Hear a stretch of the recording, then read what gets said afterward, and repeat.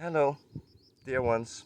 This is Mondion Astral Oracles coming to you from yet another bright and sunny day in the Danish countryside. It's good to be with you. As you can hear, I'm feeling a little under the weather, and my throat is not quite up to snuff. But I was fortunate enough to receive some remote healing from a friend this morning, and it has had a lot of strange impacts on me this day, and more specifically, it seemed to reveal this kind of blue Pleiadian light around me that I'm very mesmerized by. I feel it's fascinating, and this blue starlight, it's been coming forward. I think also perhaps in some group sessions, but in a lot of private sessions, a lot of people's personal guides have been guides coming from a particular star, representing that sort of bluish healing energy of eight-dimensional star energy.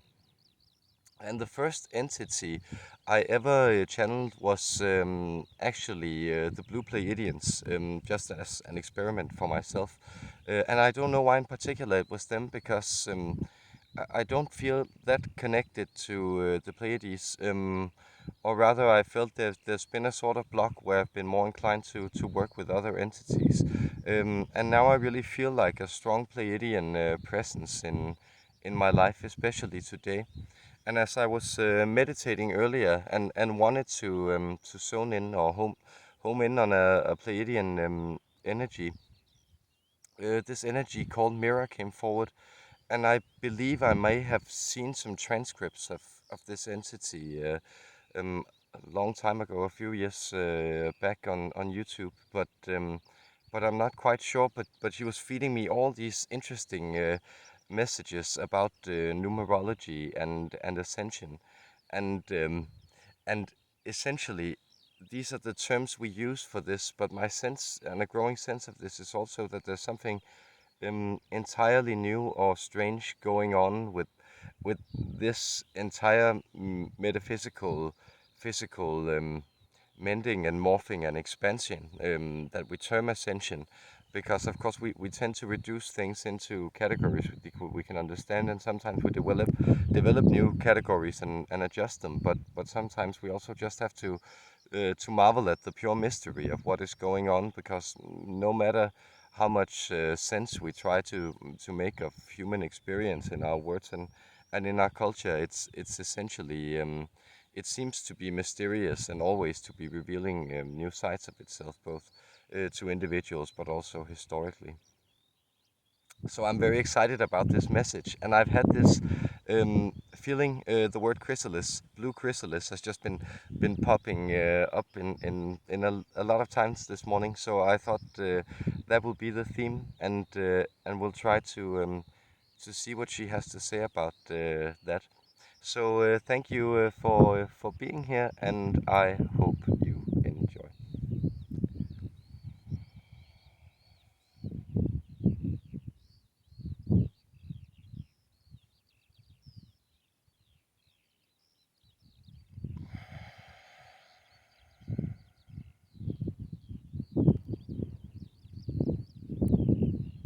Yes, it is true, as here as my dear friend was kind enough to introduce me. I am Mira. I partially come as an envoy to the Pleiadian Council, but right now I find myself a more fixated or incarnated, as you call it, in the six-dimensional sphere, aboard a Pleiadian ship circling this planet. We have been keeping up with you for a long time, humans, and we have been circling your planet for a long time. At least in your Earth years, it seems like that. For us, we can tend to other things while we are here, but I am very invested in what goes on in this planet. I work as a type of emissary and ambassador, you could almost call it, from your kind and back to my kind. I work as a type of advocate for this human development project. Well, I don't hope I don't scare you on this timeline as I explain that there have been some suggestions and deliberations in past times about aborting the human project entirely. We felt that it wasn't necessarily very helpful to watch a lot of these destructive energies that we ourselves experimented with play out again, and we didn't really see that you could make the jump to alignment with those configurations and possibilities of creation that the Arcturians bestowed upon you. See, you have a different emotional range than us, the Pleiadians.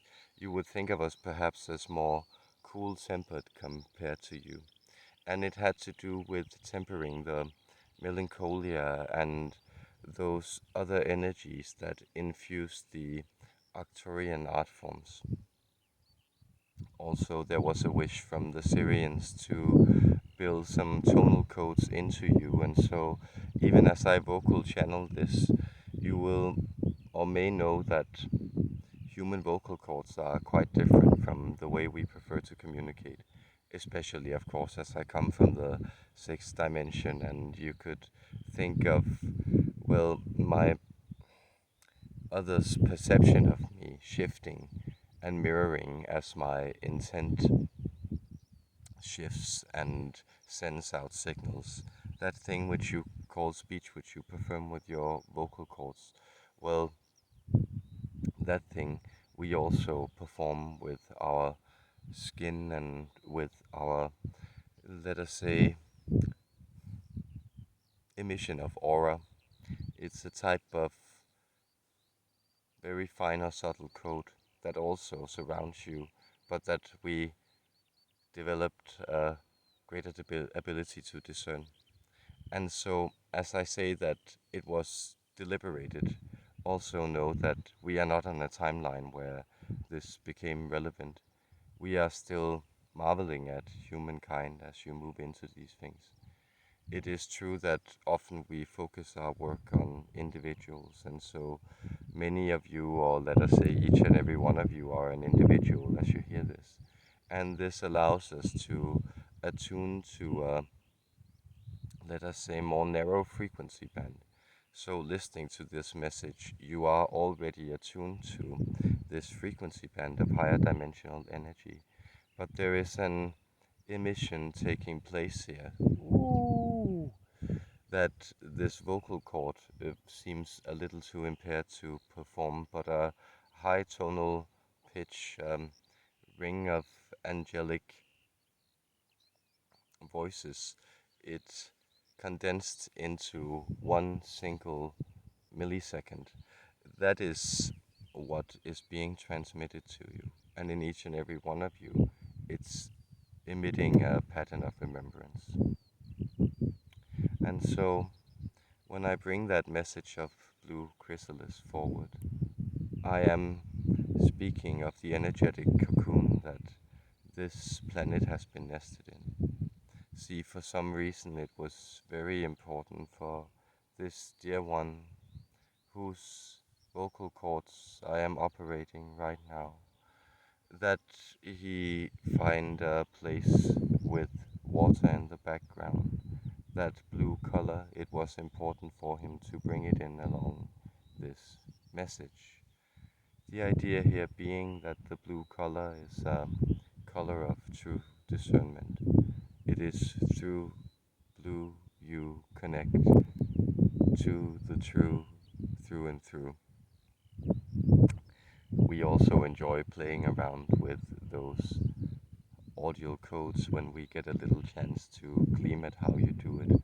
And so rhyming, it always makes for a little merriment of the spirit now. And see, as I go back and transfer this message back to my kind, each and every one of you, having interacted with this, has made a type of akashic deposit in the fifth dimension. This is a type of small echo that rings out to you. And so this akashic deposit is a type of intention of awakening. And what does this awakening consist of? Well, it consists of emerging from the chrysalis. It consists of breaking free of the cocoon And the cocoon is in a sense made of aquatic energy. It's the aquatic energy that upholds you and lulls you to sleep.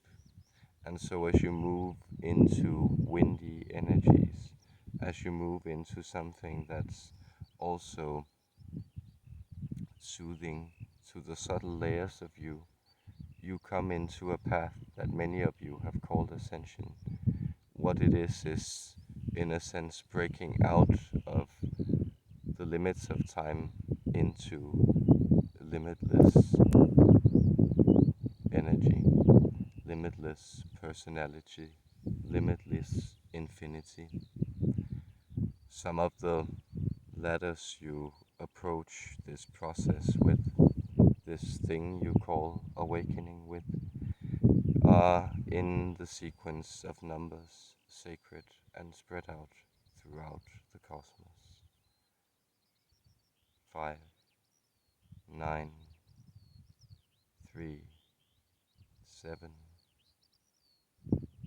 13, 11, 22, 2, and 1.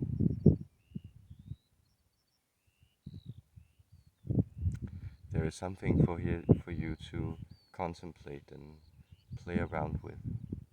But notice that your planet itself is going through an energetic change and you along with it. And what does this energetic change then consist of? Well, it consists of you coming into a radically altered perception of yourself.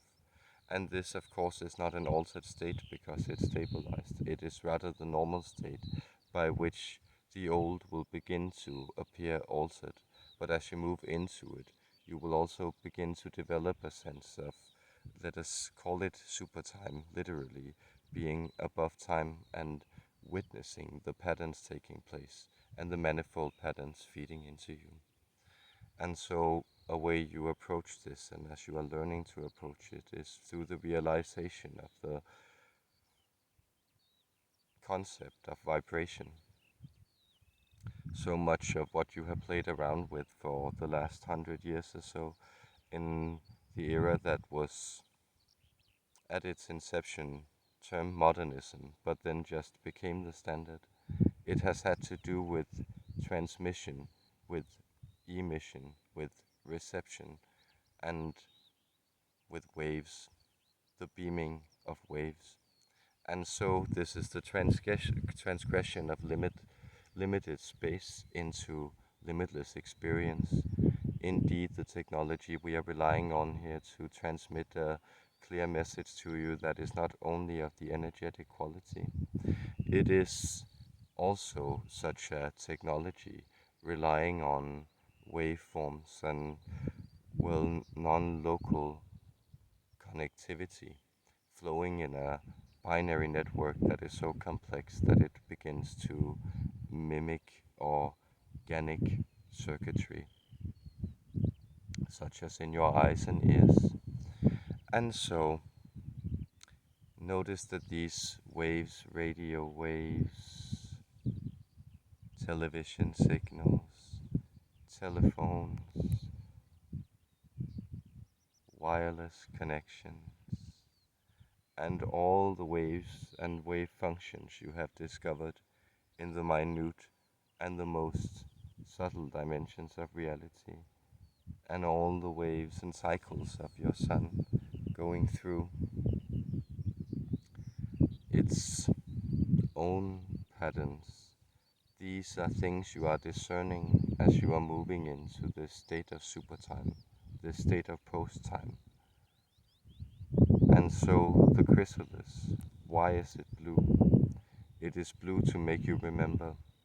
The blue is the color of, and you know which blue I'm talking about. You have perhaps seen shooting stars fall with this specific type of blue. It is the blue of the stargate above your head. It is the blue of the geometric structure that you sometimes call the Merkaba. It is the access point that fixates the non-physical as you see it into the physical and beams the physical back into transform waves into the non-physical. This process is ceaselessly taking place, but as you align with the blue energies, it merges with your consciousness, and as so, the universe becomes fulfilled, and a sense of great reward, joy, peace, and contentment is what follows in your perception pattern as an individual human being. And therefore, this blue starlight emission,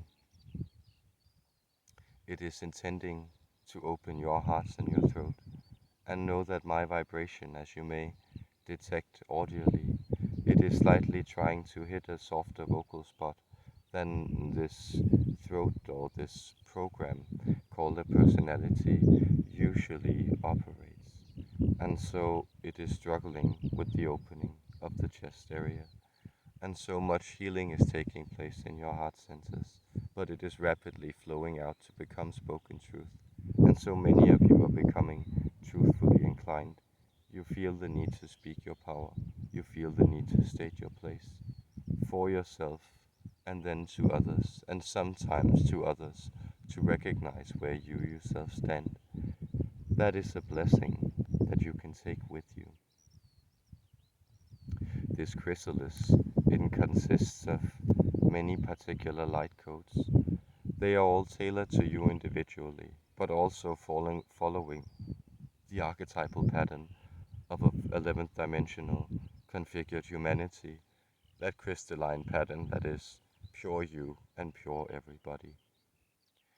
And so ways you can activate it.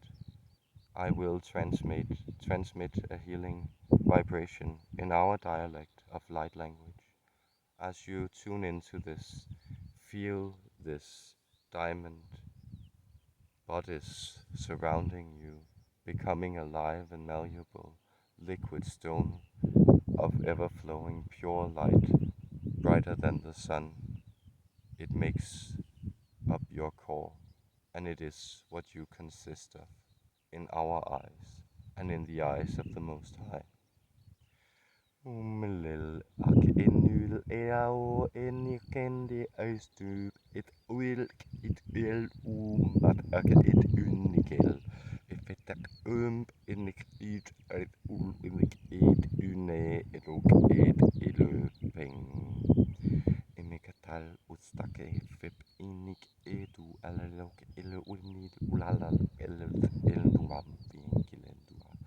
Emfanda udas tuk endi, ufembe etuk ele, ufem enuk et elefem, enakel illustum bele aketu etin mene koal tekata uk endikelet welel. Ufelang kete upan, atakate ut et ul el enua kelel ul tikendika au kentenki ustakendikal.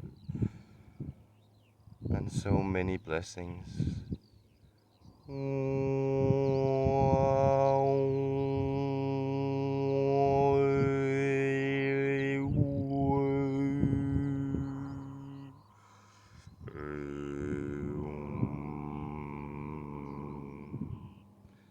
And the chrysalis opens to birth you to a new image of you, complete with wings to take flight on airy, precious energies of spirit, light, and love.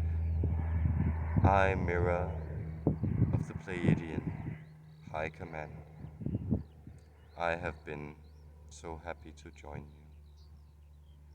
My love and the love of the seed race, who holds you so dear, I bless you with.